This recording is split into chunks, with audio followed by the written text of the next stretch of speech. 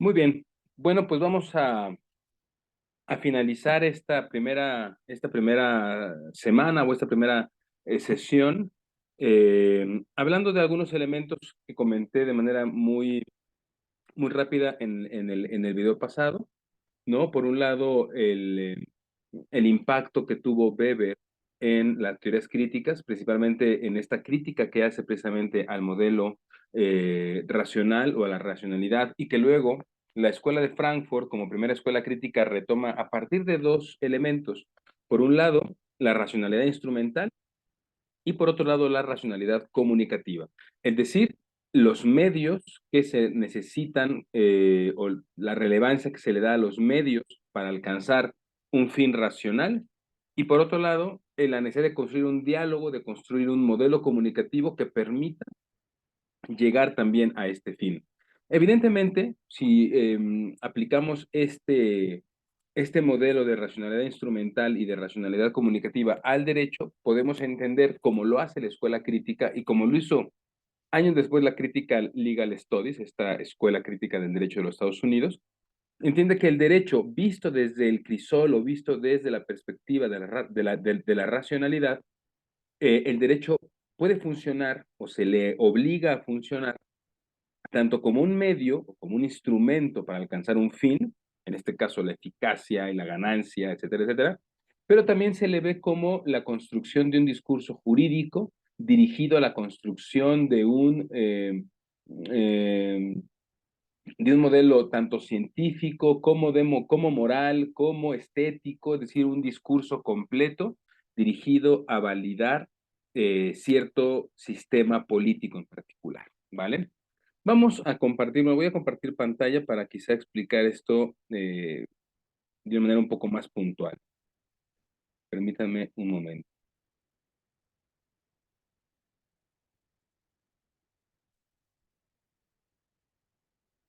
Ok, perdón la tardanza, ya ven que tengo una computadora viejita. Creo que ahí está, vamos a agrandarlo.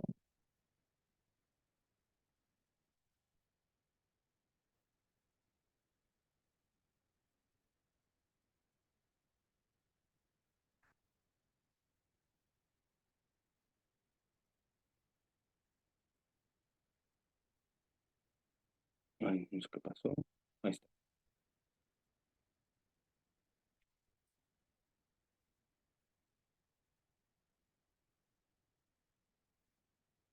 Déjenme tomar un puntero láser.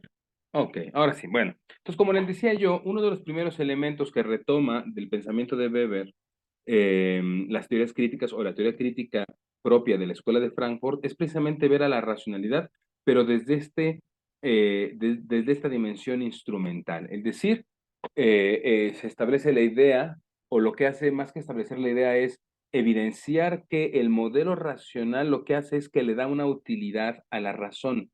Es decir, hay un modelo que privilegia el utilitarismo.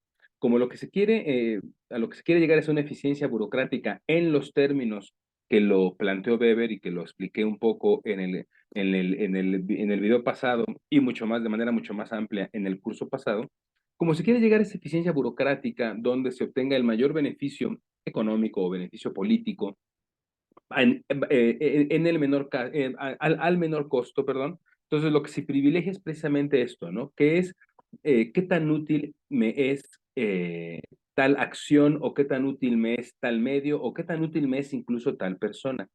Por lo tanto, lo que se pondera es el fin a alcanzar, ¿no? Es la actualización, digámoslo así, de este modelo maquiavélico de el fin justifica los medios. No importa los medios que yo tenga, ¿no? Lo importante es el fin que tengo que alcanzar, este fin de eficiencia, ¿vale? Esto evidentemente choca con un modelo básico de ética.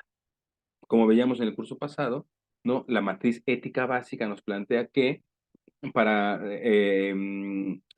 realizar una acción y con ello alcanzar un fin, tenemos que hacernos tres preguntas. ¿Qué es lo que quiero alcanzar? ¿Para qué lo quiero alcanzar? ¿Y cómo lo quiero alcanzar?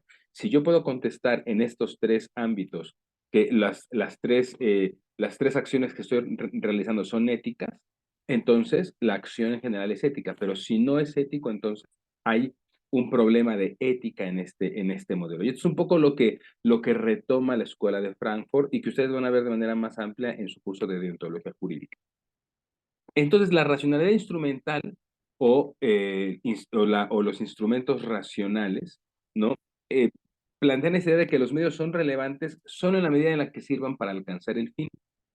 Visto desde la perspectiva jurídica, diríamos que el derecho solamente es relevante en la medida en la que la norma nos permita alcanzar un fin.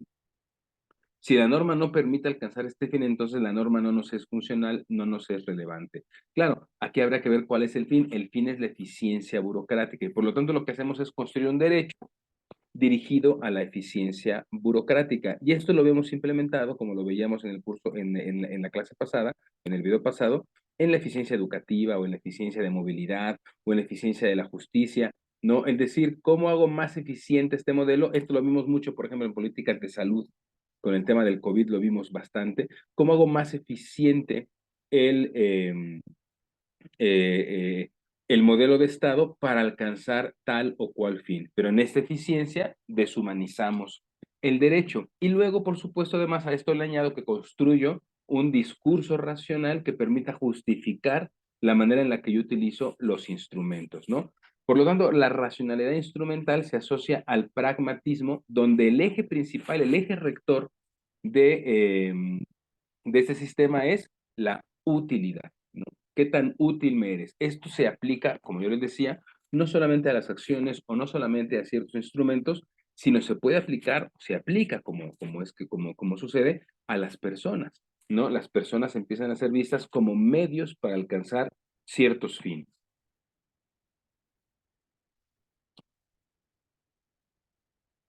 Esta crítica a la racionalidad instrumental la podemos ver principalmente en dos pensadores. Vamos a hablar sobre ellos dos en las próximas clases, pero desde ahorita los menciono. Por un lado tenemos a Max Horkheimer, que es prácticamente el fundador de la escuela de Frankfurt, y por otro lado a su alumno, que es Teodoro Adorno. Horkheimer y Adorno son los que desarrollan esta crítica principalmente, o son los principales, los que principalmente desarrollan esta crítica a la racionalidad instrumental. Y en esta crítica encuentran al menos cuatro elementos relevantes, ¿no? Dicen, la racionalidad instrumental genera, en primer lugar, una pérdida de la esencia individual del ser humano. Es decir, se pondera una vez más en esta eficiencia burocrática lo que es bueno para las mayorías y entonces nos olvidamos de las cuestiones esenciales de cada persona, ¿no? Es decir, es curioso, se pondera el individualismo, pero se pierde la esencia individual de la persona.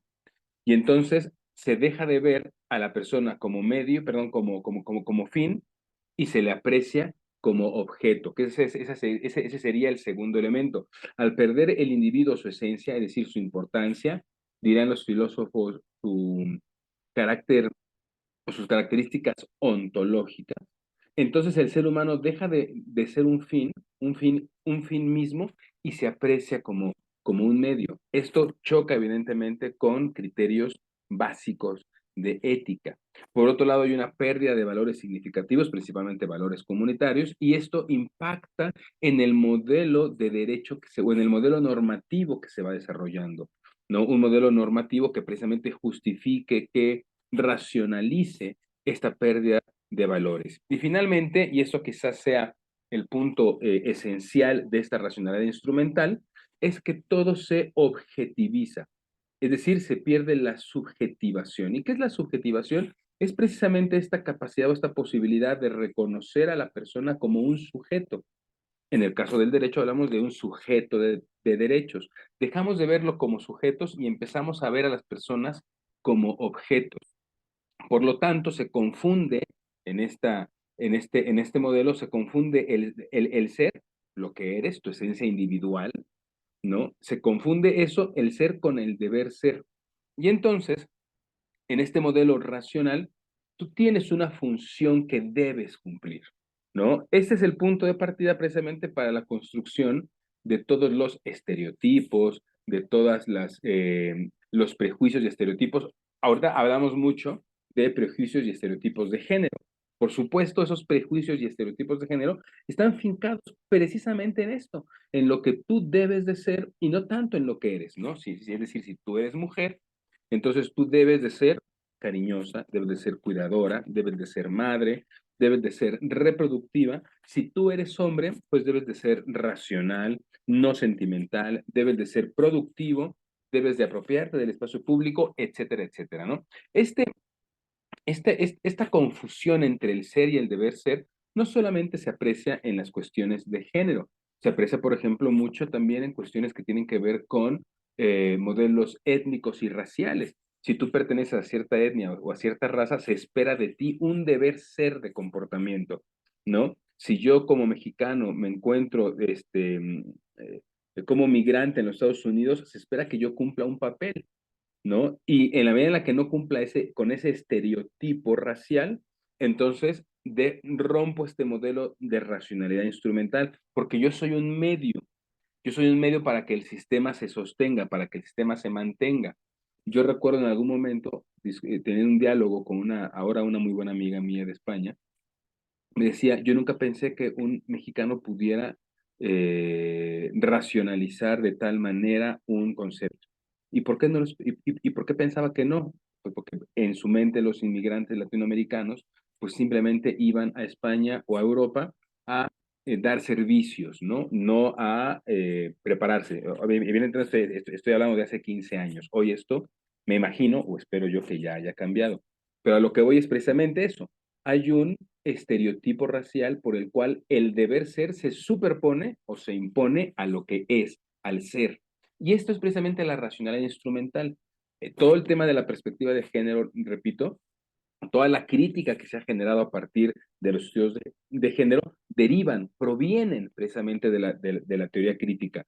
Lo que hacen es criticar, para la redundancia, esta objetivación de la persona y esta imposición de estructuras sociales y de estructuras de comportamiento. La racionalidad instrumental lo que hace es eso, imponer un modelo de actuación, de comportamiento, y luego ese modelo de comportamiento se objetiviza, se racionaliza en normas jurídicas, ¿no? Y entonces y muchas veces dejamos de ver esa cosificación de la persona o esa objetivización de la persona, como dirían otros filósofos, de subjetivación del ser humano desde la propia norma jurídica, ¿no? Por ejemplo, si yo establezco en una norma jurídica que las mujeres deben de contar con el permiso de su marido para poder trabajar, como se reconoció en algunos códigos civiles, ¿qué es lo que estoy haciendo? Estoy racionalizando el derecho, poniendo el derecho al servicio de esta racionalidad instrumental para que el deber ser se convierta en una obligación jurídica. Lo mismo pasa si yo establezco que, por ejemplo, las mujeres tendrán 89 días de licencia de maternidad cuando tengan un niño o un bebé, pero los hombres solamente tendrán 5 días, ¿no? ¿Qué es lo que estoy haciendo? Estoy evidenciando esta gran desigualdad que existe entre hombres y mujeres al darle a las mujeres 89 días. Lo que realmente estoy diciendo, lo que estoy haciendo es justificar esta idea de que son las mujeres las que se deben de dedicar al cuidado del hogar y al cuidado de los hijos. Y que los hombres son los que tienen que estar en el espacio productivo porque las mujeres están en el espacio reproductivo. Y lo que hago es identificar el ser de esa mujer con el deber ser de esa mujer, el ser de ese hombre con el deber ser de ese hombre, ¿no? Si hoy en México las mujeres tienen 89 días, y hablo de lo que establece la propia ley, no, 89 días de licencia de maternidad y los hombres 5 días de licencia de maternidad, ¿qué es lo que está pasando? Es este derecho que se sigue racionalizando o que sigue funcionando de manera instrumental para justificar esta diferenciación en el cuidado, en los cuidados domésticos, ¿vale? Evidentemente hay una discriminación hacia el hombre en el que el hombre no puede dedicarse los mismos días al cuidado de su hijo, pero hay una discriminación indirecta y quizá todavía más grave hacia la mujer al volverla a someter desde modelos normativos a la idea de que ella es la que debe dedicarse a los cuidados domésticos y a los cuidados de la casa, ¿no? Entonces, esta es precisamente un ejercicio que aquí rápidamente he hecho de cómo desde la racionalidad instrumental podemos hacer una crítica al derecho. Pero no solamente Horkheimer y Adorno, eh, Horkheimer y Adorno nos hablan de la crítica a la racionalidad instrumental, pero la Escuela de Frankfurt no solamente hace esta crítica a la racionalidad instrumental, sino que también hace una crítica a lo que llaman una racionalidad comunicativa, y esto lo hace a partir eh, de otro pensador que se llama Jürgen Habermas, que para muchos ha sido reconocido como el último miembro o el último pensador de la Escuela de Frankfurt, ¿no? Ya veremos en las próximas semanas si esto es así o no. Pero dicen, además de que hemos generado instrumentos enfocados eh, a conseguir estos objetivos racionales, también hemos generado un discurso, ¿no? Se debe de construir un discurso dirigido precisamente a esta eficiencia. Y ese discurso se tiene que construir a partir o desde tres dimensiones, nos dice Habermas. Hay tres tipos de razón comunicativa. Hay una razón o una racionalidad cognitiva, hay una racionalidad moral y hay una racionalidad estética a la cual estamos siendo sometidos permanentemente, ¿no? La racionalidad cognitiva está enfocada a la ciencia, la racionalidad moral a la ética y la racionalidad estética al arte, ¿no? Es decir, son estos tres elementos que ya desde hace miles de años habían ubicado muy bien los griegos como los tres pilares del conocimiento humano: la verdad, la bondad y la belleza. La verdad manifestada en la ciencia, la bondad manifestada en la ética y la belleza manifestada en la estética o en el arte. Nos dice Habermas que el sistema o esta racionalidad de la que nos habla Weber ha ido generando poco a poco un discurso que ha ido bañando o ha ido cooptando estos tres espacios: el espacio científico, el espacio ético y el espacio estético. Se requiere generar un discurso de racionalidad en estos tres espacios para tener un dominio o un control que permita un discurso o que permita construir un discurso no solamente que nos enfoque hacia la eficiencia, sino que principalmente justifique las medidas instrumentales que se toman. Es decir, regreso al ejemplo jurídico. Si yo establezco que la mujer tiene 89 días para cuidar a su bebé y el hombre tiene 5 días, yo tengo ahora que construir un discurso en estos tres elementos, o en estos tres espacios, en esas tres dimensiones, que justifique esa medida instrumental. Y entonces voy a establecer perdón, un discurso científico, ¿no? En el cual yo establezca que los bebés necesitan estar más con su mamá y que el papá no es imprescindible o no es necesario en esa etapa temprana de la vida, y entonces establezco un artículo científico. Luego estableceré un modelo ético en el que hablaré en el que ponderaré la bondad de la madre y el papel de la madre en sociedad y las costumbres y las buenas costumbres y tradiciones morales, etcétera, etcétera. Y luego hablaré precisamente de esta idea estética, ¿no? En el que lo que es armonioso es que el hombre sea productivo y que la mujer sea reproductiva. Y si se dan cuenta, lo que estoy haciendo es generar un discurso integral que permita justificar ese instrumento. ¿Desde dónde estoy justificando esto? Pues muchas veces lo puedo justificar desde elementos científicos, éticos o estéticos, pero el derecho se encuentra involucrado precisamente o de manera amplia en estos tres elementos, ¿no? Y hoy lo vemos constantemente, hoy apelamos constantemente a estos tres elementos cuando queremos eh, encontrar respuestas a incógnitas que tenemos, ¿no? Acudimos al ámbito científico, pero dice la Escuela de Frankfurt, dice la teoría crítica, el ámbito científico no es verdaderamente objetivo, porque lo que hace es que está estableciendo verdades que no son objetivas, sino que están dirigidas a justificar un modelo de sistema, un modelo económico, un modelo político específico, ¿no? Y entonces se pierde la objetividad. O acudimos a la ética, o acudimos a la estética, pero también en esto hay vicios, ¿no? Es decir, las morales, las tradiciones son parte del derecho, el derecho es manipulable, ¿no? ¿Qué es lo estético? ¿Cuál es el discurso al que estamos, al que nos estamos enfocando actualmente? Por ejemplo, pensemos en lo que está pasando actualmente en el ámbito el discurso que más se está dialogando en términos globales, ¿no? Hoy tenemos un modelo de redes sociales que nos permite homologar discursos, en el que nos permite tener un discurso similar en diversas partes del mundo, ¿no? Y entonces, algunos críticos, algunos de críticos teóricos han llamado a este modelo, que le llaman modelo de la posverdad, también lo han llamado modelo de la, de la subcultura artística. ¿Por qué? Porque lo que se establece es que este sistema de dominación política utiliza a diversos artistas o miembros de la farándula para establecer un discurso, para generar un discurso y que ese discurso sea el que sirva eh, como principal interés o como principal contenido del discurso público, ¿no? Y entonces hoy tenemos, por ejemplo, pues que todos están hablando de esta situación entre Piqué y Shakira y están todos metiendo de temas ahí como que incluso de manera forzada quieren hablar de feminismo o hablar de la cultura heteropop o de la cultura trans, etcétera, etcétera, cuando pues realmente lo que estamos atendiendo es a un modelo capitalista, evidentemente, a un discurso capitalista donde pues tanto una como el otro están sacando beneficios económicos tremendos, pero ellos no son los que sacan la mayor parte de beneficios, sino que las empresas a las cuales ellos responden están generando una serie de ganancias increíbles a partir de abaratar, de pervertir, de simplificar un discurso muy complejo que es el discurso de género, ¿no? Y quererlo como encapsular en una prosa muy simple, muy llana, muy sin chiste de una canción o de una aparente canción, y en eso estamos todos involucrándonos, ¿no?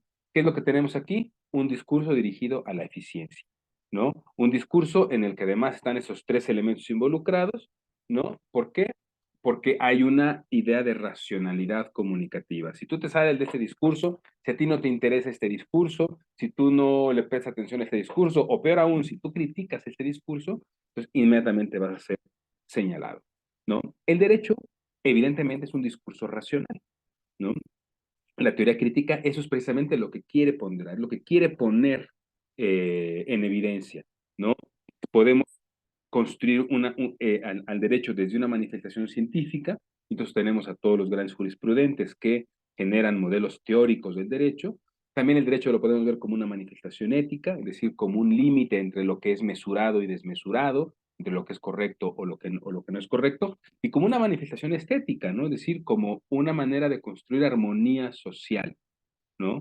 Estos tres elementos no son per se erróneos o equivocados, dice la teoría crítica, sino lo que pasa es que el problema es cuando esta racionalidad comunicativa, o cuando ese derecho, perdón, responde a esa racionalidad comunicativa y por lo tanto estas tres formas en las que se manifiesta ya no son objetivas, sino están subjetivadas o están determinadas por intereses políticos y económicos. Bueno, además de estos dos elementos, ¿no? Que son como los elementos clave de la teoría crítica de la Escuela de Frankfurt, lo que sería la racionalidad instrumental y la racionalidad comunicativa, también encontramos en esta teoría crítica como elementos comunes una crítica y actualización de la teoría marxista, como yo les había dicho ya en el video anterior, ¿no? Dice la teoría crítica, ¿no? O la teoría crítica lo que hace es identificar errores básicos de la teoría de Marx, ¿no? Dice Marx había establecido en el siglo XIX que se darían revoluciones derivadas de las crisis económicas y de la progresiva miseria de la clase trabajadora. Sin embargo, lo que ha pasado durante el siglo XX es que de una manera u otra la clase trabajadora ha ido consiguiendo mejores formas de vida, ¿no? Ahora vive mucho mejor que en los tiempos de Marx. Recuerden que Marx lo que hace es ver cómo vive la clase trabajadora en esta Inglaterra de mediados del siglo XVIII, del siglo XIX, donde están llenos de enfermedades, donde viven con ratas, donde comen comida putrefacta, etcétera, etcétera. Y entonces ante ese escenario lo que dice Marx, dice el capitalismo va a colapsar precisamente porque la clase trabajadora no va a poder aguantar esto. ¿No? Quizá Marx no contaba con todos los modelos que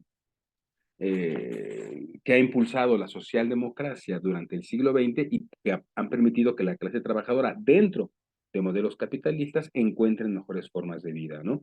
Hoy los obreros tienen un mejor nivel de vida, hay derechos laborales, hay seguridad social, y si bien podríamos quizá decir que estos no son cuestiones que se han producido gracias al capitalismo, sí se han producido dentro de modelos capitalistas, ¿no?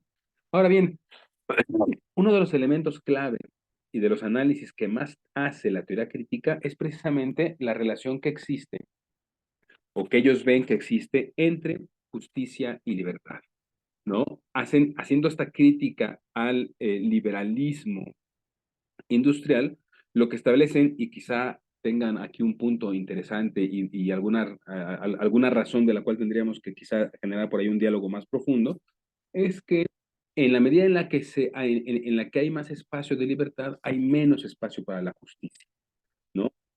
Y ellos hablan de esta libertad desde la perspectiva del liberalismo o del capitalismo industrial, ¿no? Es decir, esta libertad que tú tienes para llegar hasta donde tú quieras sin que el Estado se involucre, dice, esto lo que hace es generar menor justicia. Por lo tanto, ellos hablan, si yo consigo, si yo establezco mayor justicia, lo que voy a hacer es reducir las cuotas de libertad, porque el Estado lo que va a hacer es que va a cooptar mucho más los espacios de libertad de las personas para que haya una mayor igualdad y una mayor justicia. Aquí me parece que la escuela crítica está viendo la justicia como un sinónimo de igualdad. Son dos conceptos que sí podemos encontrar quizá un poco, no tanto en contradicción, pero sí un poco encontrados entre ellos, ¿no? A mayor igualdad, quizá menor libertad; a mayor libertad, quizá menor igualdad, ¿no? Y entonces la justicia tiene que ver precisamente con en dónde se encuentra el punto clave, ¿no? El punto de armonía, el punto estético. Por eso hablamos de un discurso estético también dentro de la teoría crítica. ¿Cuál sería la armonía entre igualdad y libertad? Es uno de los elementos que valdría la pena quizá profundizar más adelante. Se opone, como ya habíamos dicho, como un tercer punto fundamental de la teoría crítica, se opone radicalmente a construir una teoría pura, ¿no? Dice, las teorías puras separan al sujeto que contempla del objeto contemplado, ¿no? Por eso lo que ellos critican es la supuesta objetividad de las teorías puras. En el ámbito del derecho, por ejemplo, tenemos la teoría pura del derecho de Hans Kelsen y la teoría crítica del derecho de Duncan Kennedy. Son dos modelos completamente diferenciados, ¿no? O que parten de posiciones diferentes para determinar y definir lo que es el derecho. Quizá la mejor manera en la que podríamos visualizar esto es dos personas que están cavando un túnel, pero en direcciones opuestas, ¿no? Se van a encontrar en un punto, pero están cavando en direcciones opuestas, ¿no? Esa es la manera en la que quizá podríamos entender la diferencia entre teoría pura del derecho y teoría crítica del derecho. La teoría crítica insiste en que el conocimiento teórico, como ya les he dicho yo, no solamente está supeditado al contexto social, sino también a diversos tipos de intereses, como al menos el interés político y el interés económico.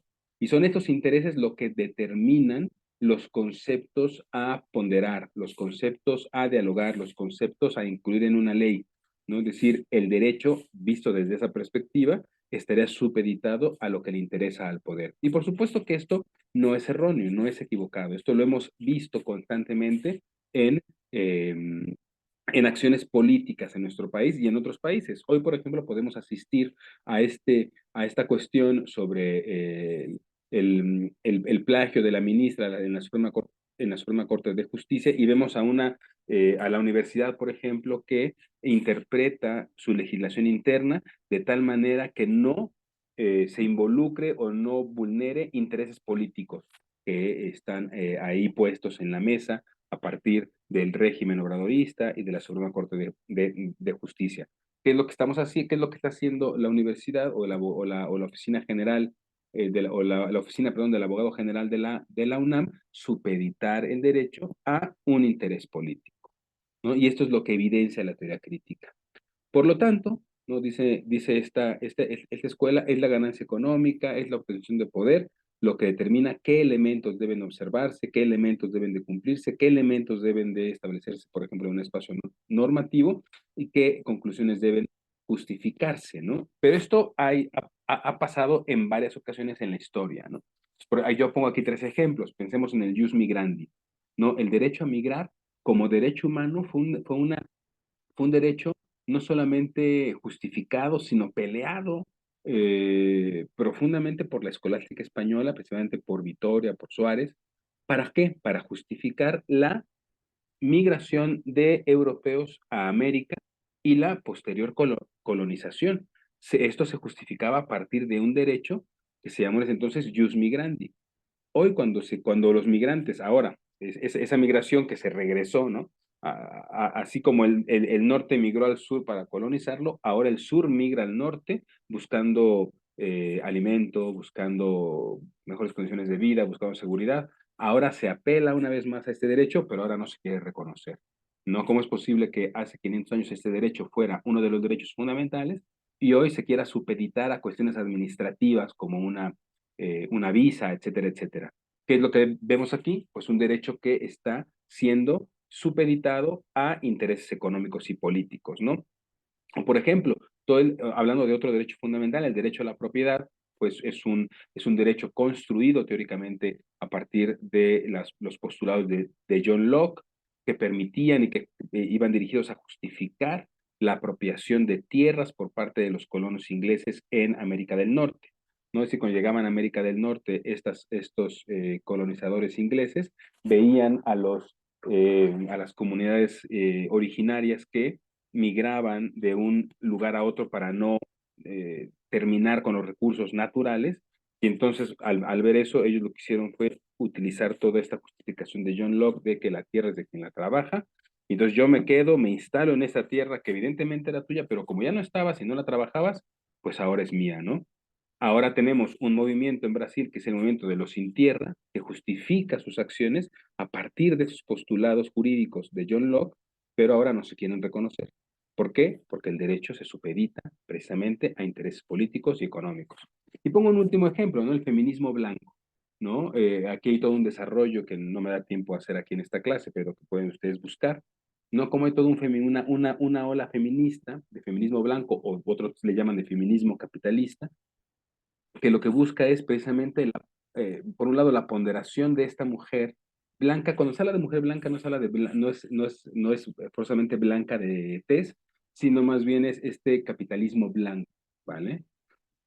Cómo este feminismo blanco ha justificado la introducción de la mujer en el ámbito productivo, no en el ámbito empresarial, en el ámbito político, ¿no? Pero para poder lograr esto se ha necesitado ahora que mujeres no blancas vengan a cuidar a los hijos de estas mujeres que se han incorporado, ¿no? Fíjense aquí todos los elementos que hay involucrados en esto, ¿no? Es decir, es un feminismo capitalista porque lo que se busca en ese feminismo no es transformar el modelo de producción de manera tal que tanto hombres como mujeres se hagan cargo del cuidado del hogar, sino de lo que se trata es de que la mujer se involucre en el ámbito productivo y no involucro ahora al hombre. El hombre sigue en el ámbito productivo. Me traigo mujeres del sur, ¿no? Mujeres, en el caso de México es muy común que haya mujeres indígenas, por ejemplo, que dejan a sus familias, dejan a sus hijos para venir a cuidar a los hijos de otras mujeres, ¿no? O mujeres del sur que van al norte, mujeres de México, de Ecuador, de Honduras, que van a Estados Unidos a cuidar a los niños. Es decir, la cadena de cuidado sigue siendo femenina, pero este feminismo blanco no intenta parar esta situación, sino la justifica y se pone esto en norma, ¿no? Una vez más, el derecho supeditado a eh, a elementos económicos políticos. Y bueno, finalmente, ya para terminar este video, como ya habíamos comentado también en el video pasado, la teoría crítica entiende el diálogo crítico como un diálogo interdisciplinario, ¿vale? Es decir, hay una necesidad de construir un diálogo entre diversas disciplinas, en este caso incluso principalmente entre ciencias sociales. El derecho es una disciplina que debe demostrar su adscripción a las ciencias sociales. ¿De qué manera? Resolviendo situaciones jurídicas a partir de elementos de otras ciencias. Yo ponía el ejemplo en el video pasado de la criminología como una ciencia crítica del siglo XX en la cual confluyen diversos elementos jurídicos, sociológicos, psicológicos, de medicina, de antropología, etcétera. El derecho necesita constituirse en una ciencia interdisciplinaria e incluso trasladarse a la transdisciplinariedad, construir nuevas disciplinas, ¿no? Yo aquí pongo dos ejemplos que se me ocurrieron muy rápido, ¿no? De problemas jurídicos que requieren para su solución, para su entendimiento, elementos de otras disciplinas. Por ejemplo, pensemos en esta reforma actual o reciente a la Ley Federal del Trabajo por el cual se han ampliado las vacaciones, ¿no? Pues esto es un elemento jurídico, se amplían las vacaciones, ahora las personas tendrán más días de vacaciones, pero eso va a tener una repercusión económica. ¿Cuáles son las repercusiones económicas que tienen estas reformas? Y cuando hablo de repercusiones no me refiero forzosamente a repercusiones negativas, quizá van a ser repercusiones positivas, porque al tener mayores vacaciones, tengo mayor posibilidad de salir, de incentivar la economía en otros centros turísticos, yo qué sé. Pero para saber esto, ¿qué es lo que necesito? Pues necesito elementos que provengan desde la economía y no solamente desde el derecho. Entonces, aquí lo que hago es un análisis interdisciplinario. O pensemos, por ejemplo, cuando hablamos de víctimas, ¿no? La obligación de reparar y su impacto en la esfera socioemocional de las víctimas. ¿Cuál es el impacto que ha tenido o que, o que se busca que tengan y ver si evidentemente la tienen las medidas de reparación en contextos de violencia donde hay víctimas? ¿No? Pues aquí que necesitamos, pues estudios evidentemente de derecho, pero también de psicología, también de sociología, ¿no? Y como este podemos ir encontrando infinidad de temas. La combinación de ciencia, dice la teoría crítica, es lo que permite comprender de manera efectiva, de manera amplia e integral el objeto de estudio. En nuestro caso, el objeto de estudio es el derecho, pero desde esa teoría crítica lo que se plantea es que el derecho ya no puede explicar al derecho mismo, ¿no? El derecho necesita para ser explicado, para ser transformado, de muchas disciplinas más, además del derecho. Bueno, pues con esto terminaría yo este último video y bueno, pues como ustedes saben, va a haber ahí una lectura que me gustaría que hicieran, ¿no? Hay ahí algunas condiciones que tendrán que cumplir en en el trabajo semanal. Y bueno, pues nada, espero que, como les decía al principio de todos estos videos, que pronto nos podamos ver y que este curso pues esté siendo funcional para ustedes. Cualquier cuestión, como siempre, estoy ahí en el foro de dudas, tienen mi correo, tienen mi teléfono, me encuentro siempre a su entera disposición. Me da mucho gusto saludarles nuevamente y les deseo lo mejor en este nuevo semestre.